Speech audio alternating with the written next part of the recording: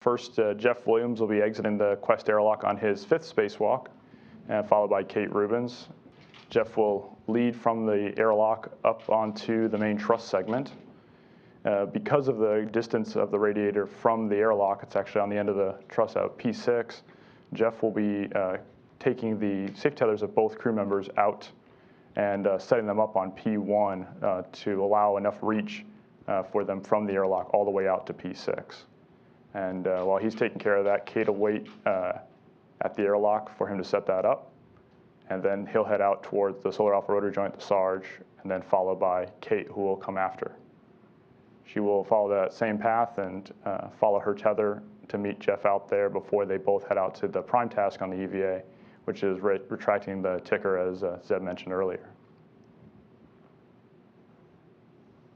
As was mentioned, this previously tried to retract this on US EVA 33, and they had a lot of other tasks that they had to do, and were unable to get to this one successfully, but we were taking this as our prime task, and we'll go ahead and knock it out first on the EVA. So once both crew get outboard of the Sarge there, they'll inspect the radiator and the various mechanisms around it to make sure none of them will be in the way as we retract it. Both the shroud, and there are 6 cinches rotated or located around it that they'll inspect. Kate will translate around the zenith side of that truss, and Jeff on the nadir looking at the radiator to make sure it's prepared for its retraction on this EVA. Once they've completed their inspections, Jeff will move into place to take his pistol grip tool or PGT power tool to retract the radiator manually while Kate gets in position to view the radiator's retraction to make sure it goes smoothly. With its location facing forward on the ISS, we'll have good views from the ground as well to help the crew monitor its retraction. You see here, Kate will slide outboard and get a view of the radiator, while Jeff puts himself on the outboard side in position there at the bolt. As was stated, we retracted it previously, and we've got the video here of what we hope to see on this attempt is a nice smooth retraction of the radiator as it comes down and gets retracted fully to protect it from the MOD and thermal conditions, as Zeb mentioned earlier. Assuming a nice clean retraction there, and have got it seated fully, the crew will work to install 4 cinches, much as you would the lug nuts on your car tire. They'll work in a cross pattern diagonally from each other, installing 2 cinches here, and then they will slide and work a cross pattern 2 additional cinches and work back and forth a couple times at each bolt to get the radiator fully cinched and compressed into place. After fully securing all 4 of the cinches, the next step is to deploy a thermal cover in order to fully protect the radiator. Gets both thermal protection and micrometeorological debris protection from that cover. And deploying that shroud over the radiator will complete the retraction of the radiator and the prime task on the EVA.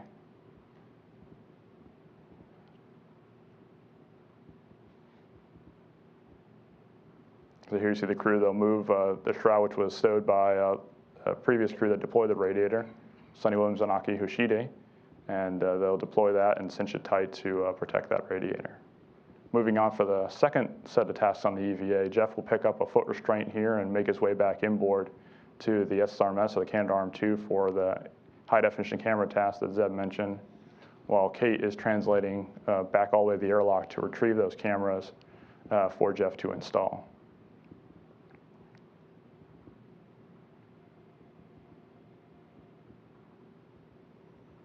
So she'll pick up both a high-definition camera and a light from the airlock to put on the camera port 9 worksite that's on the nadir side of the port 1 truss, while Jeff will meet the SSRMS that's being driven by JAXA crew member Takuya Nishi, who will then drive the arm in under Jeff's guidance so that they can get the foot restraint installed and the safe tether installed.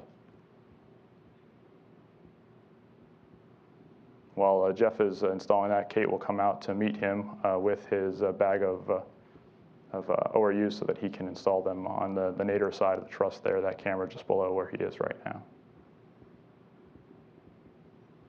And after picking up his bag, they'll maneuver the arm down to the nadir side of the truss there.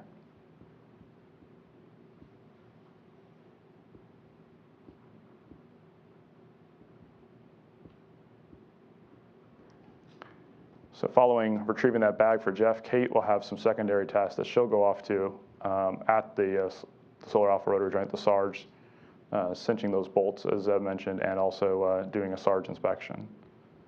So she'll translate outboard, grab some tools that she'll need for those tasks, and then head back around to tighten the 3 remaining bolts of the Sarge. There were a 4th one that was previously tightened on USEVA 33, and they saw improvement in the data, so they decided that the remaining 3 bolts would hopefully finish the job there. So Kate will translate around 3 corners and give us good photos and video closeout as she goes ahead and tightens those bolts and secures the thermal booties around them.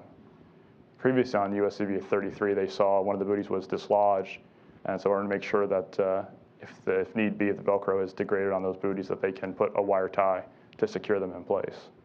So she'll translate around to multiple joints here. Second one, and then a 3rd one. And depending on timing here and lighting conditions of how the EVA is going, she will complete a Sarge inspection.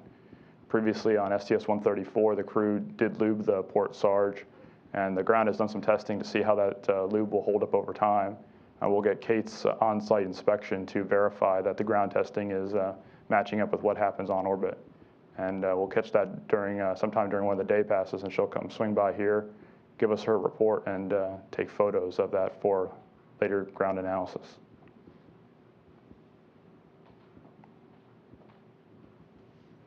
And while she's working on that, Jeff will work in here. He'll first change out this light. This is a light that has burnt out its bulbs, and once we get completion of the RPCM R&R that Zeb mentioned, they'll have a good heater circuit there for the light, new light to be put in its place and make this camera fully functional. And on the side of the standard definition camera that's already there, we'll install an additional high definition camera, so they'll be co-located to get both standard def and high def from the same pan tilt. And Jeff will clean up his work site and have talk back the arm away. Following Kate's Sarge inspection task, she will move back outboard towards the radiator work site that we previously were at. We have some ORUs that are pump flow control subassemblies that are ammonia pumps for the outboard elements, and those pumps had previously failed, and they are under an MLI blanket. And to enable future change out of these boxes by the SPDM Dexter, Kate will fold back that MLI and tie it back, and so a future SpaceX mission can bring up replacement boxes. And so since the MLI was never designed for robotic compatibility, she'll just tuck that out of the way and wire tie it in place. That'll complete the main task objectives on the EVA for the day. And so Jeff will guide talking the arm back to the same position he got in, and he'll egress the arm and stow both his foot restraint and remove his tether from the arm and get back on the structure for cleanup.